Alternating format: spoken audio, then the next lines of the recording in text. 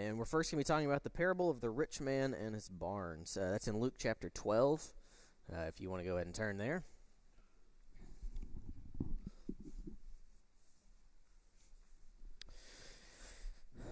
In Luke chapter 12, the parable starts in verse 16, but no surprise, we're going to back up a little bit before we get to that point.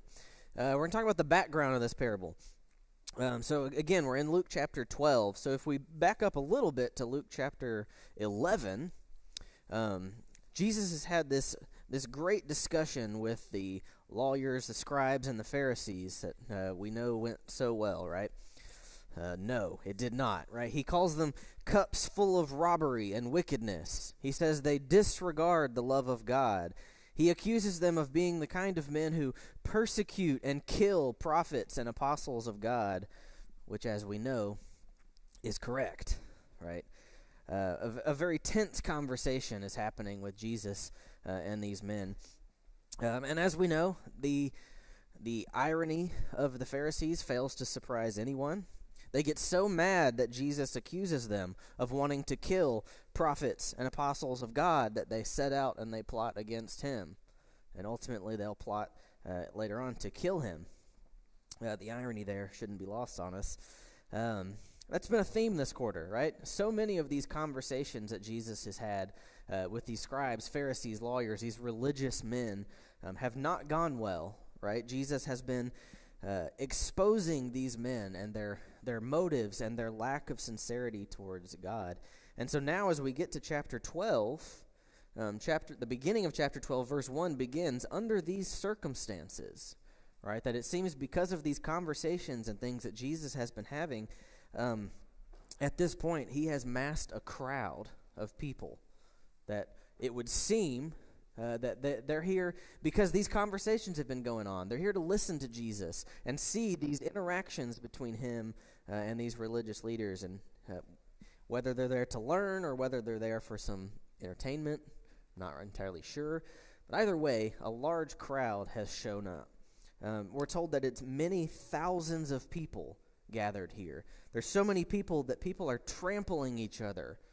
Right, they're stepping on each other, trying to get maybe closer to Jesus or move their way through this crowd. It's a huge crowd, and that's who Jesus is speaking to as we move into chapter 12, where this parable will take place. And so he's speaking to this crowd, and while he's doing so, somebody yells out to him from the crowd and says, "Teacher, tell my brother to divide the family inheritance with me." All right. This guy, he wants Jesus to step into this family situation. Jesus, come into our household and take care of this inheritance issue that we've got going on. And now, we don't know the circumstances of this man's situation.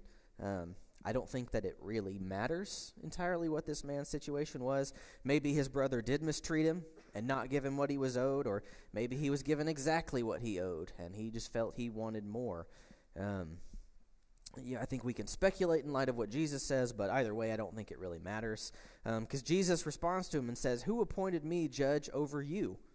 Right? "Why is this any of my business?" Jesus says. "This is for you to deal with. I have other things to deal with." Jesus does not solve this man's issue, but he does take this moment to teach a lesson, right, to this man and to everyone else here who's listening. Jesus points out a problem that this man has. He says, "Beware and be on your guard against every form of greed, for not even when one has an abundance does his life consist of possessions." Be careful that you're not greedy, right? Jesus has constantly used that phrase of be careful, be on the alert, be on guard, meaning pay attention to yourself in this context. Life is about more than money and possessions. Beware of greed is what Jesus says.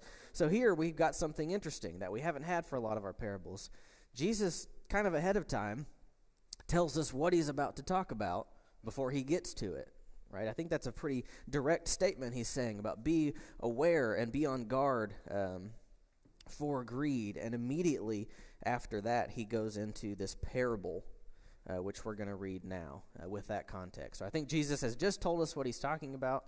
So let's go ahead and read the parable. Luke chapter 12, starting in verse 16. And he told them a parable, saying, The land of a rich man was very productive. And he began reasoning to himself, saying, What shall I do, since I have no place to store my crops? And then he said, This is what I will do.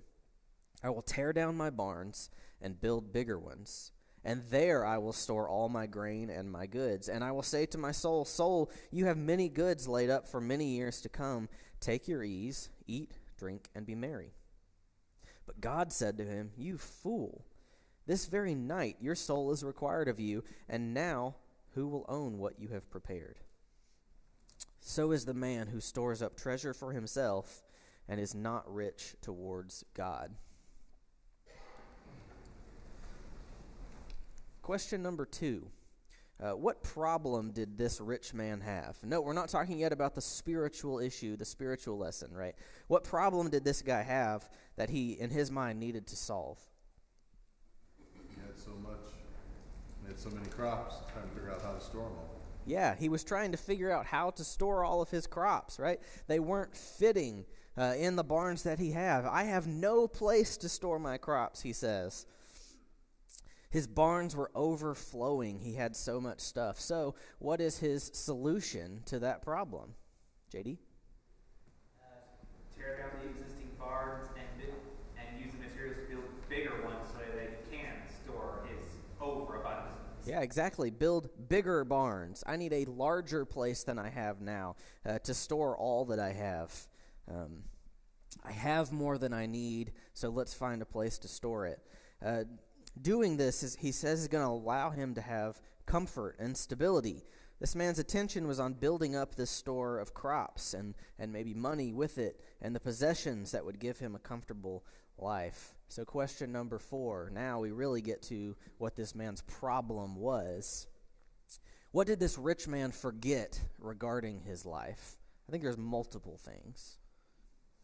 Jesus said in verse 15, For not even when one has an abundance, does his life consist of his possessions. So he was only focused on possessions and not the bigger picture of his soul. Yeah. Tim, do you have something? The timing and how long he would live is not in his control. Yeah, I think that's very important. As we discussed last week, he didn't know how much time he was going to have. He didn't know how many days left he would have to live. Do you have something, Dad? And he forgot that God is the one who allowed him to be rich. Exactly, yeah, there's no mention of God.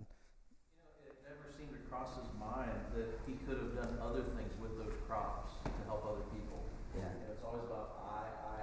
What's it going to do for me? Yeah. He just totally forgot about what he could do in that day. Yeah, exactly. Yeah, those are all good things, and we're going to get to all of those things.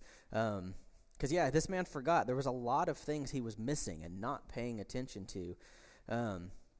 And regarding the specific things that he's forgotten, he didn't know how much time he would have. Something else that seems apparent is he was already rich, right? He's wanting to build bigger barns because he wants some place to store his crops, right? He says, I don't have enough places to store these crops. He's already got a big barn full and overflowing of crop, right? He already has many belongings that he could be doing things, as was mentioned, with the overflow, right? He's forgetting that he already has a store built up. So we would have to ask the question, right? With all of these things that this guy's forgetting and not paying attention to and not doing, we'd have to ask the question about what his motives were, right? And why he was doing the things that he's doing. And I think we know, right? I don't think we have to question it for 2 different reasons. One, Jesus just told us what he's about to talk about. Remember, he said, be on guard, be aware of greed, right? So greed is something that Jesus is talking about. So we can assume that this man was being greedy in his motives, right? Thinking only about himself and what he can attain. And that was an issue. But secondly, this man, like we've alluded to, he clues us in on his motivations as well, which was question number 5. What does the rich man say to his soul? What is that statement that he makes to himself? JD? Well, to summarize it, it's basically he tells his soul to relax. He's set up for a good number of years. He's got a buffer, so he can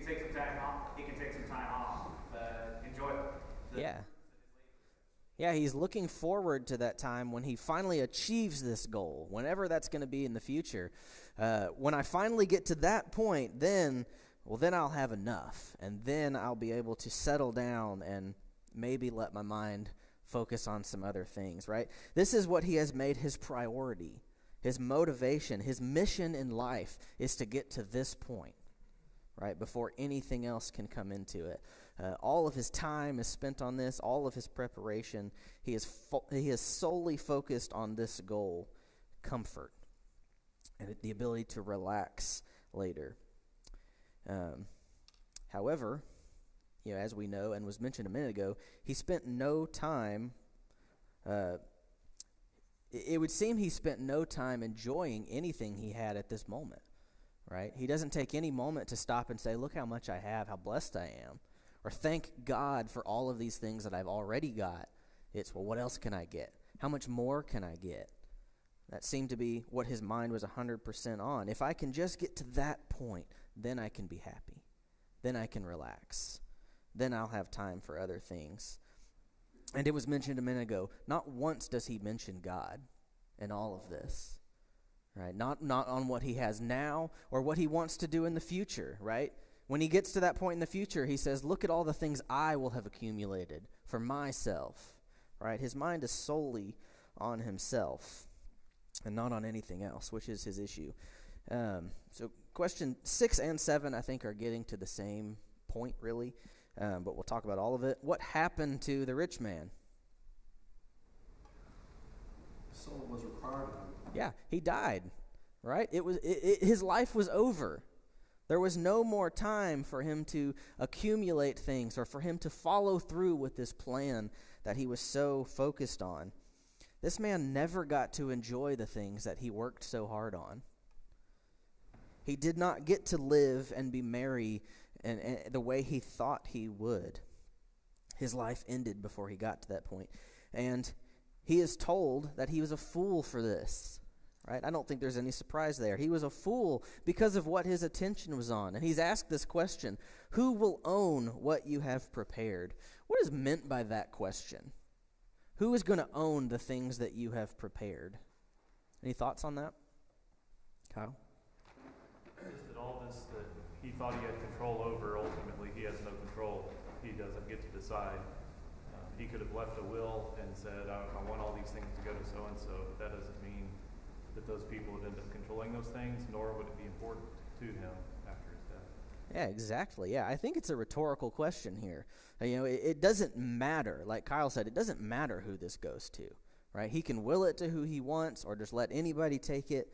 The point is, this man doesn't own it anymore, right? He is a fool who does not own any of these things anymore, and that's really the point of that question, opening his eyes to the fact that none of those things, now that he has died, have any meaning to him. They're someone else's. He put all this work in to obtain all of these possessions that in the blink of an eye belong to somebody else. Ben? That goes back to the man who asked the question. He's trying to get this family inheritance. That was somebody else's. And so now he's focused on all of this. And I think that's an interesting connection there, that it's not going to be yours one day either. It'll go to somebody else. Yeah, exactly. Yeah, Jesus, remember who Jesus is speaking to and that mindset he's trying to combat. You got a nice day, Solomon, where he couldn't really enjoy his riches fully for worried about could have to leave to somebody else. Mm-hmm. Yeah, it's a common theme, right? That men who attain much wealth don't get to fully enjoy that wealth. And here we see that coming to fruition, that this man is not getting to enjoy the things he's worked on because he died, right? He's now dead, and naturally those possessions he can no longer carry with him. They carry no meaning to his life once they are gone. So as we start moving forward in this parable, right, starting thinking about now making application, I think a lot of the application is probably fairly obvious to us. But finding the message that Jesus is trying to convey, for me, at least early on, the first couple of times I was reading this parable, was difficult. Not necessarily because we don't know what the point is, because like I said, Jesus tells us directly what the point is. But at first read, it can be a little challenging maybe to see why this point applies to this parable. And what I mean by that is, while we try to harmonize this parable with other scripture and wisdom, it doesn't seem that the fundamental nature of what this man was doing was wrong. It seems that his motives were wrong. Let me qualify that statement. The first time I read this parable, I'm reading through it thinking, well, this man's doing very good. He's planning ahead. He's planning for his future. Growing crops are not a bad thing. Storing those crops are not a bad thing. If they naturally don't fit in your barn, maybe build bigger barns, right? This guy's just running a business. He's just taking care of himself. Maybe he's taking care of his family by trying to attain all of these things. But this man's called a fool, right? So clearly something is wrong. But as I said, I think the primary issue here, and I think we've all kind of alluded to it, is his motives, right? That seems to be the problem. Because let me ask you this question. Let's think about this for a minute. Is it wrong to work and to plan for our future?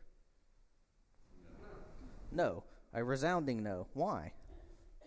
Right? Most of us in this room probably have jobs, right? You probably get a paycheck from that job.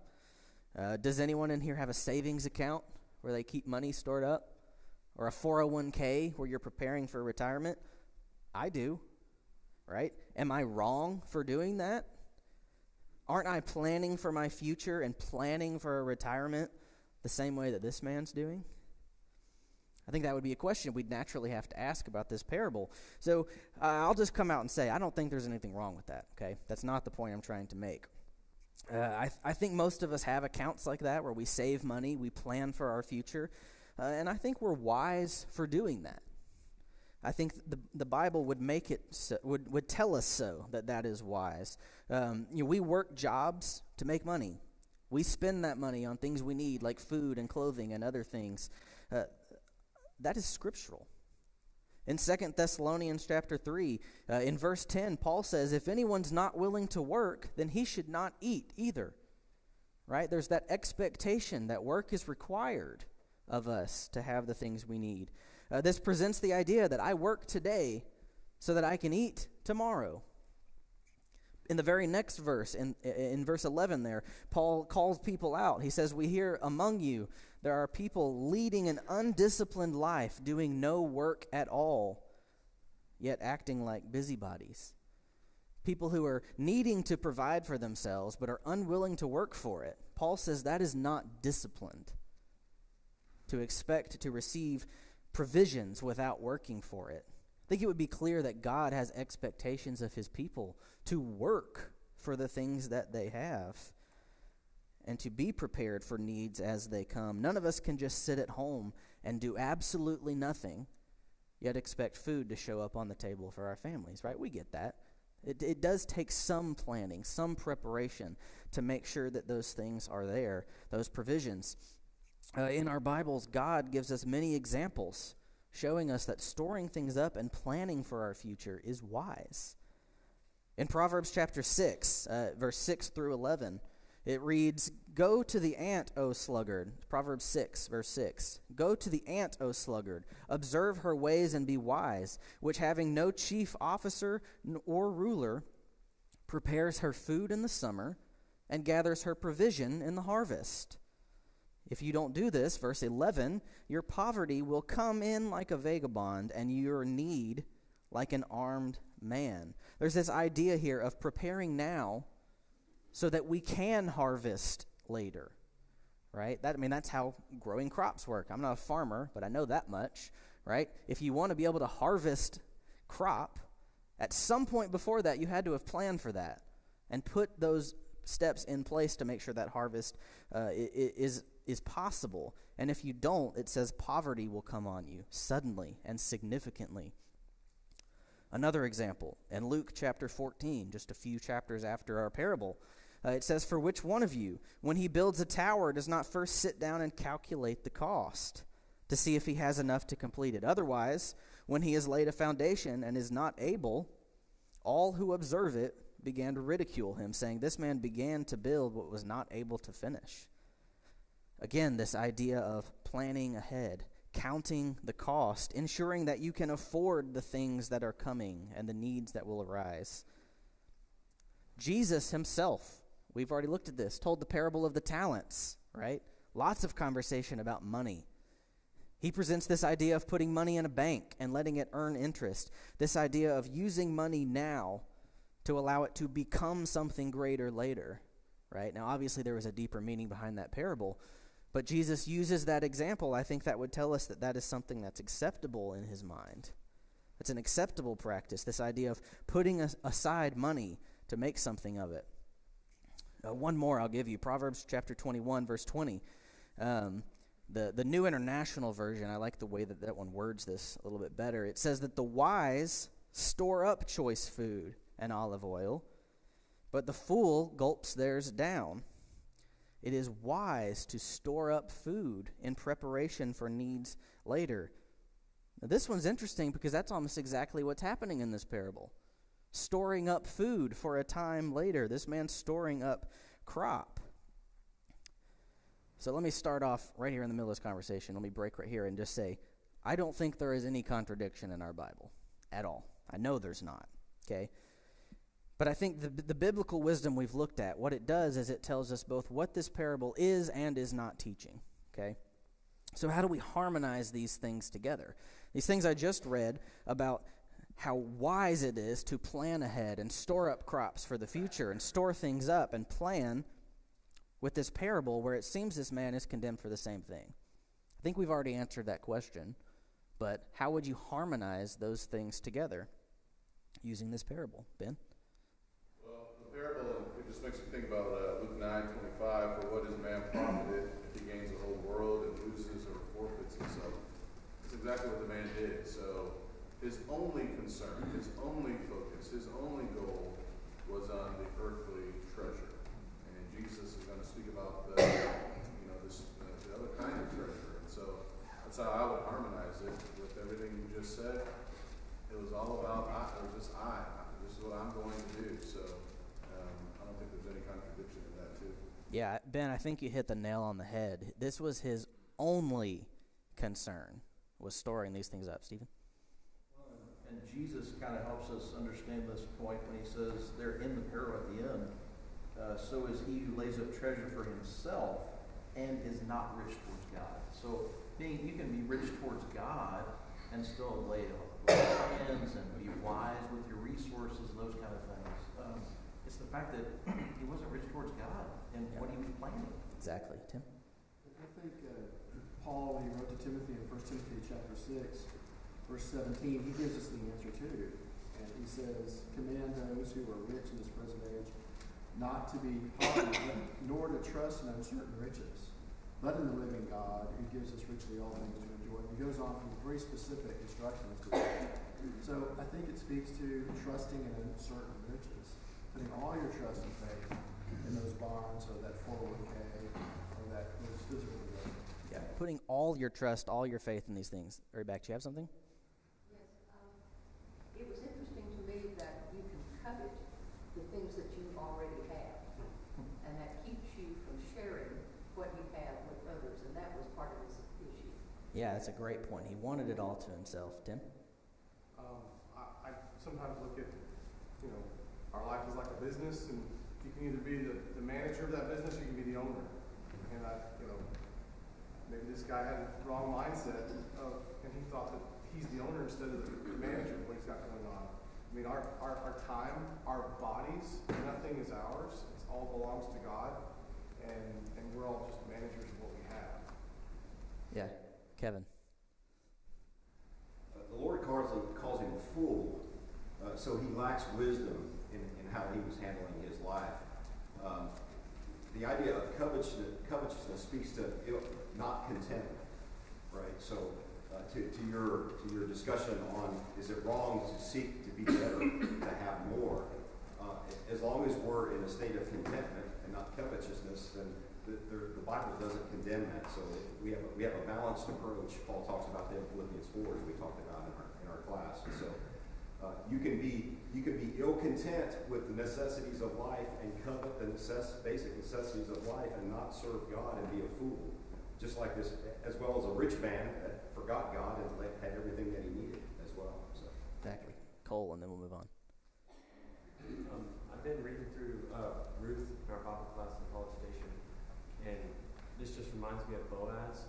and how he handled his possessions. And I was going to read, this is one of the things that he says to Ruth when she is gleaning his field. And, in the Old Testament they had basically this idea where if you had a field and you went through and your reapers reaped it, but anything left over was left for the poor, and you couldn't go back to it. And that was God's way of taking care of his people. But Boaz specifically here says to Ruth, he says, "The Lord repay you for what you have done, and fully reward be given to the Lord, the God of Israel, who is under whose wings you have come to take refuge." I mean, he refers to his field not as his stuff, but as the Lord's stuff. And she's come to take the Lord's stuff, not his stuff. Yeah. So I just think it's very important. Boaz never viewed his stuff as his. He views it as God's, and people were just taking what God was giving. So I just think that's a really good example of someone who is wealthy, but also recognizing that it's not his. Yeah, and that's exactly right. And all of you are exactly right? This was this man's focus. It was all his, all for him. And it was mentioned, to whom does Jesus compare to the rich man? Verse 21, I think that's the key to this discussion. So the man who stores up treasure for himself and is not rich towards God, right? That's the problem. This is what the problem is, that he's storing up for his future, and that's not necessarily a problem. But when storing up treasures on earth means that we're not storing up anything for God, well, now we see what the issue is, right? Not that storing up on earth was wrong, but it's that was his only focus. So like we said, it's wise to store up for our future. But anything that initially seems wise to us can be a problem if it takes our focus away from God, right? We filled our barn here on earth, but the figurative barn where we're storing things for God is empty. And even though that barn for God is empty, I'm still trying to attain bigger barns here on earth. I'm trying to get more. I don't stop to take any time for God or any thought for God. And that's the problem that this man had, right? And obviously that's true for us, right? We should have the problem that this man in the parable had, but in the other direction, right? It should get to a point where my barns for God are so full that they're overflowing. I need bigger barns for God, not for my stuff here on earth, right? We should be filling our relationship with God and our mind with God. That's what's important. And we need to be absolutely sure that that's where our priority's at. I just think it's interesting immediately after this parable, Jesus goes on to tell his disciples anxious about your life, what you put into your body, what you put on. And then verse 24, he talks about the ravens, how they don't sow or reap, and they have no storeroom or barn, yet God feeds them. And so you just wonder if there's like an element of anxiety. Sometimes when you have a lot of possessions, you can get really anxious about those, and what am I going to do? It's all on me. And so, 22 through 34, it's all about God saying, I'm going to take care of you. Don't worry about this stuff. Yeah. I know what you need. I'm going to take care of you. I take care of the birds. I'm going to take care of you. Yeah, that's great. And we're going to get to that section that comes right after this in just a minute. Any other comments? I don't want to skip past anybody. Sorry. So many of these parables, and one last week too, have the same focus in that Jesus is trying to emphasize we have one life to live, and you need to be focused on the spiritual things that are important. And our culture is inundated with stories of second chances. That desire is strong in us to have multiple chances and things. I think it drives doctrines like the doctrine of purgatory. It drives a lot of philosophies. It drives, if you think about it, so much of our pop culture is inundated with it too. The motivation behind time travel stories, behind the multiverse kind of stuff, just to have multiple chances. Somebody will get it right. Somebody will get it right in my life. And I'm not saying those stories are inherently evil or wrong if you understand what is motivating them, and you can filter that back through the filter of the gospel of, okay, that's a nice fiction story, but I have one life to live, and I have to make most of it spiritually today because that's all I have. Exactly, yeah. We've got one life to live. And so naturally we do have to take care of that life. But I will say there is actually a second life to live. It's our eternal life, right? So we've got one life here, and that's the only time that matters to make sure we get to that second life. And that's the problem that this man had, right? Not focusing enough on his eternal soul and the fact that he did not know how much time he would have. Here's the main point of this parable, if we haven't heard it yet. This man was so prepared to live, but was not at all prepared to die. And that's the problem. He wasted his life focusing on this one and not looking forward to the one that was coming next. Which is why when he faced God, he was called a fool. All that work he had put in gained him nothing. Because all of those things now belong to somebody else. And it was mentioned, right? Jesus continues in this next section. Right? Again, getting to this idea, he says in verse 22, "For this reason, I say to you, do not worry about your life as to what you will eat, nor for your body as to what you will put on. For life is more than food, and the body more than clothing." This is a common text that we refer to a lot. I think we often look at Matthew's account of this conversation. But we're familiar with this, right? Jesus is talking about don't be anxious about these things. Don't worry about these things, right? Jesus is not saying never give any thought to food. Never think at all about clothing. The key word, he's saying don't worry and be anxious about it, right? Don't allow your mind to be so consumed by obtaining these things that your mind is constantly dwelling on these things, and that you're constantly meditating on how to get these things, on how to get more, right? Our focus cannot be there. It doesn't mean never think about it. It just means don't let it be your priority. There are more important things that need to be taken care of first. And obviously that's our relationship with God. That our relationship with God should come before everything, even food, which I know can sometimes be difficult, right? Because we need food, and God knows that. That's what that text says. God knows you need these things. Those things will be taken care of, right? We will obtain those things later. Right now, focus on God, because this is the only time you do it. This was the trouble this foolish man found himself in, that he had not done this. Like we said, he was very prepared to live another 5, 10, 15, 20 years. He was not ready to die at that moment, yet he did. It becomes very easy, as we start looking at our own lives, which I think we naturally would have to after reading this parable. It becomes easy to think the way that this man did, right? We've talked about some parables like that, thinking about last week, about the servants thinking, I've got time to get to this later. I've got other things I want to do right now. Or maybe in our minds, other things I need to do right now. We're kidding ourselves if we think that, but right, I've got time to get to my spiritual relationship with God. I need to focus right now on this promotion at work, or I need to focus right now on getting X number of dollars in the bank to make sure we're secure, or I need to make sure my house is built and in proper order before I can think about anything else, right? None of these things are necessarily bad, but if those are what we are putting all of our time and attention into, we have a problem. We will not be prepared for that moment when all of those things are taken away from us. And we will be in some serious trouble with God. We will not be allowed into the kingdom, is ultimately the point that Jesus is making. These very good things can distract you from the goal and keep you out of the kingdom. Delaying our relationship with God, like we talked about last week, is risky. We don't know how much time we're going to have left, so we need to focus on that now, right? The other things can wait. The new job can wait. The promotion, all of those things can wait, and they need to be put behind our relationship with God. We've got to be careful about the balance, right? Like we've said, I've been repeating it, and I've been saying it.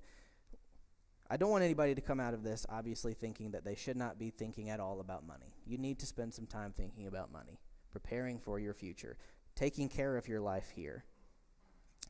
But let's all make sure the balance is right, making sure we focus enough on God and give God enough of our time and enough of our money. Are any more thoughts on this parable before we move on to our next parable. Yeah. A lot of this is also remembering that none of the things that we have on earth do we actually own. Every bit of it is stewardship, so it's important not to grasp onto what we have, but to care for it, to steward it as God's given us abundance.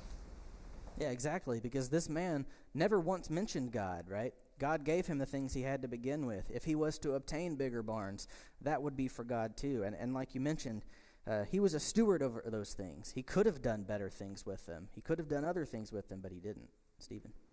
I can't help but think about if this man was supposed to be relatable to the ones he was speaking to that were Pharisees and scribes and questions. They were professing to believe in God, but by their actions, by this man's actions, the rich man, they were really denying that. And I mean, we see similar warnings in Titus, 1:16, that talks about if they profess to know God and their works they deny Him. And we just don't want to fall in this trap. We don't want to be saying one thing, oh, I believe God, but then our actions just show something totally different. Yeah, exactly. Hugh? We're all going to leave a legacy. And that legacy has several parts to it. Do I want to be remembered as a loving husband? Yeah.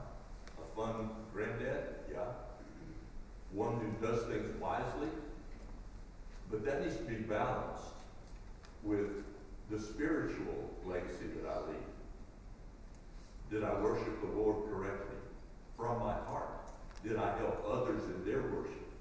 Did I bring others to Christ? And so the balance is very, very important. Yep, exactly. So let's go ahead and move on. We got one more parable I want to look at, and we are running out of time, but I think we can cover it. Now, flipping over to Matthew chapter 20. Talking about the workers in the vineyard, right? So I'm going to talk real quick about the background. I'll try to summarize this a little shorter. Right before chapter 20, at the end of chapter 19, Jesus has just had a discussion with the rich young ruler, right? Which, if you're like me, may have been where your mind went when you read the title of the first parable, right? That was obviously not the rich young ruler. This one is. Remember, the rich young ruler is the man who asks, what do I need to do to inherit eternal life? And Jesus tells him, here's the things you need to do. And he says, well, I'm doing all of those things, right? I'm doing good work. I'm doing lots of good work. And Jesus says, but are you willing to give up your possessions? Right? That's your last step. Can you do that? And he's like, oh, no, I'm not doing that. And instead of listening to Jesus and following up all those other good things he had done, he leaves. And he leaves upset that was expected of him. And immediately after that, the disciples are asking Jesus, well, look at that guy. Did you not hear all of those good things he was doing? Yet because of that one thing, not giving up his stuff, he's not going to go to heaven. If he can't get in, how can anyone get in? And that's this discussion that Jesus is having, that it is hard for a rich man to enter, like we said from our last parable, because those things can become his focus and his priority, and he places too much value on them.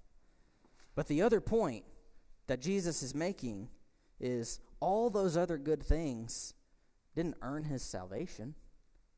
He's not going to go because of all of those good things he's done, right? Because he's got a heart problem that he's unwilling to deal with, right? Jesus has that discussion, and now all of the disciples that are there are saying, well, look how much we're willing to give up, right? Look how many things we are giving up for you. And then Jesus tells them, well, they'll get a reward, but they've also got a heart issue. The rich man had a heart issue, and I think they did too. And I think that's where this parable picks up. In chapter 20 of Matthew and verse 1, let's read it. For the kingdom of heaven is like a landowner who went out early in the morning to hire laborers for his vineyard. When he agreed with the laborers for a denarius for the day, he sent them to his vineyard. And he went out the third hour and saw others standing idle in the marketplace. And to those he said, you also go into the vineyard, and whatever is right I will give you. And so they went. And again he went out about the 6th and 9th hour and did the same thing. And about the 11th hour he went out and still found some standing around and said to them, why are you standing here idle all day long? And they said, because no one hired us. And he said to them, "You go also into the vineyard." When evening came, the owner of the vineyard said to his foreman, "Call the laborers and pay them their wages, beginning with the last group first." When those hired about the 11th hour came, each one received a denarius. When those hired first came, they thought they would receive more, but each of them also received a denarius.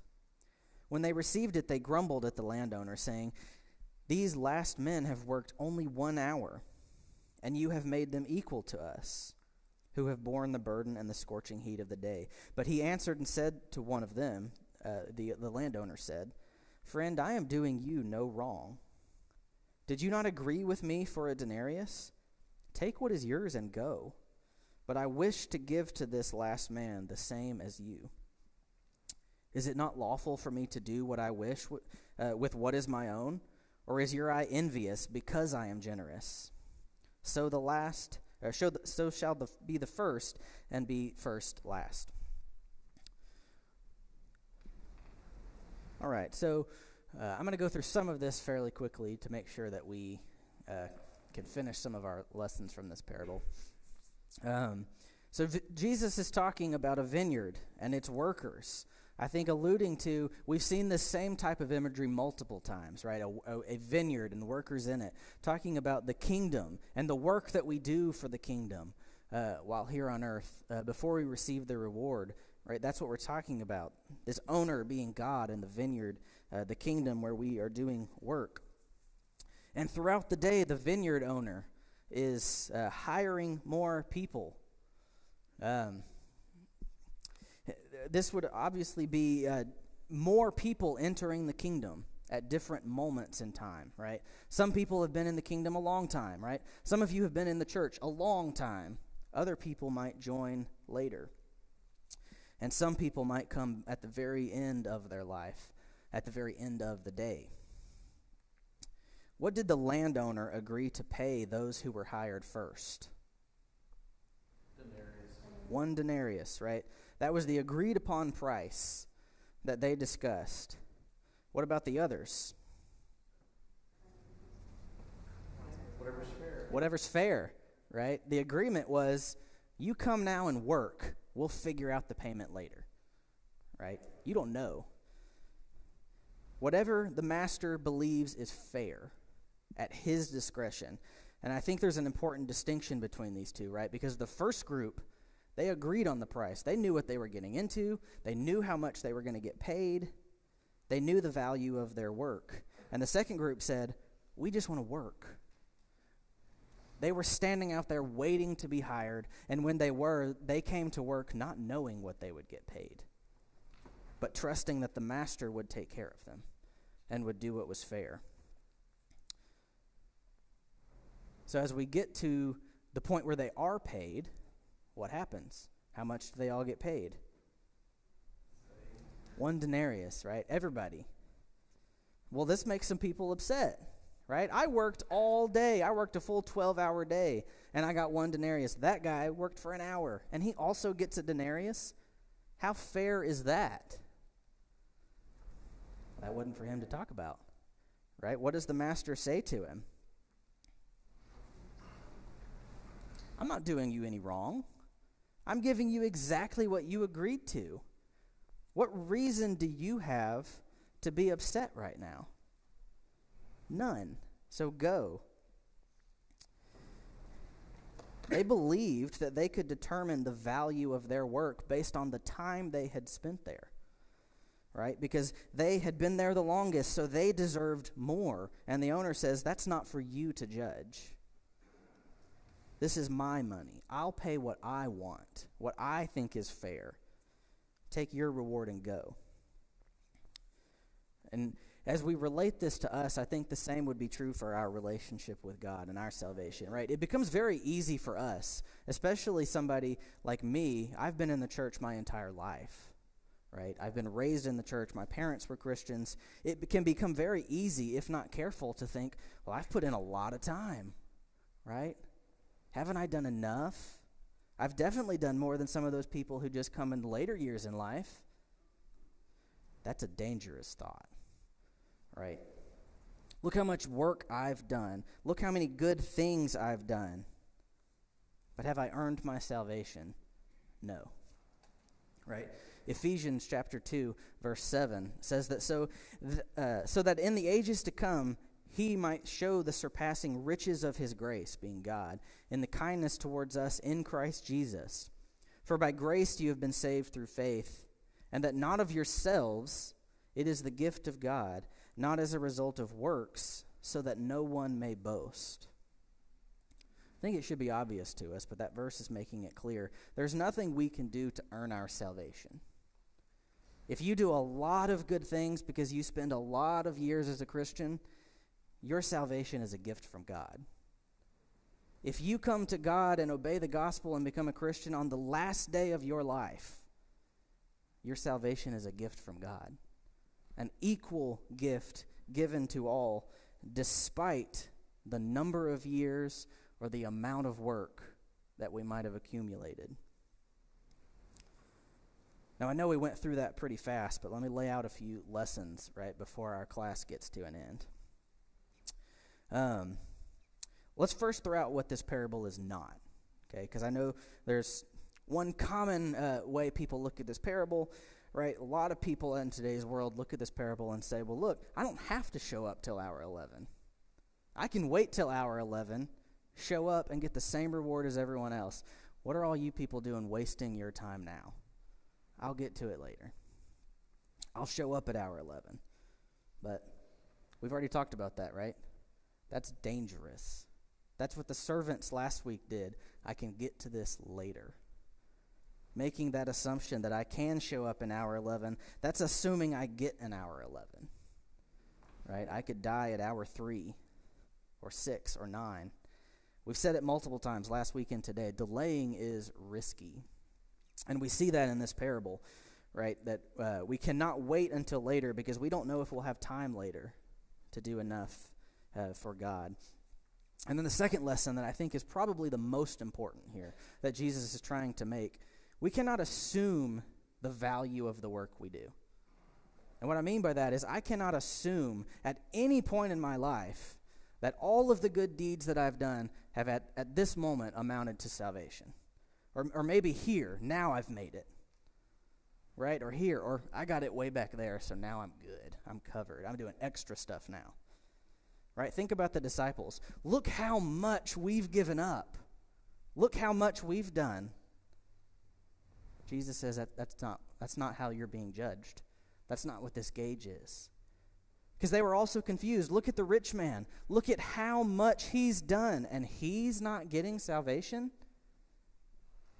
You can't assume to know the value of the work you're doing or what value you have accumulated, right? Because that's not how this works. What did each of the laborers agree to do? Work. The terms of that agreement for all of them, regardless of whether they knew how much they were getting or not, was at the time you're hired, show up and work until the end of the day. And that would also be true for us, right? At any moment in life when we show up and we are hired into the kingdom, I use that as a figurative term. When we enter the kingdom, become Christians, from that point forward, work. Doesn't matter how long. It doesn't matter what reward you think you will or won't get, or when you've attained it. Work till the end. That is what is important, and that is what matters. Don't assume you have accumulated any point, right? We cannot stop working. That was the problem the virgins had last week. They thought they had prepared enough, so they stopped. They took a nap. We can't do that. We're not going to hit a point where we have accumulated enough, or where we can look and say, look how many things I have that I'm choosing to give up for God. Right? We will not hit that point. Show up and work. And trust that the Master is going to give us what's fair. What he deems is fair and just. Because look, we better not be squabbling over our pay. Because in Romans chapter 6, it says the wages of sin is death, right? That's what we deserve to be paid by God. So if we're at all complaining about anything else, we've got a problem. We do not want to be paid what we deserve. We want to be paid what God chooses to pay. God is choosing to gift us salvation, and we need to be thankful for that. I know that last parable was quick, but I think the points were going to be fairly simple anyway, so if that was too quick and you've got questions, come talk to me. But next week's our last lesson, so we'll move on to that next week. Thank you.